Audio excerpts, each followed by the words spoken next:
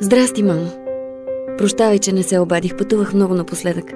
И сега стягам куфарите, но този път, за да се прибера за празника, да ви прегърна. Нахлуват толкова много спомени от детството. Баба правеше вълшебните си козунаци, а с брат ми се намазвахме до уши, когато боядисвахме яйцата.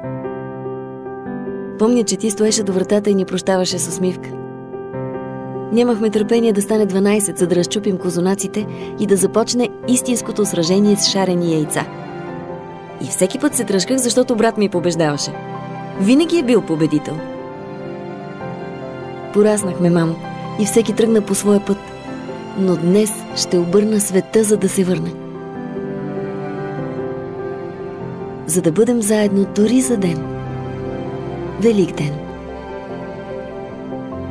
Доктор Оеткер. В подкрепа на семейните празници.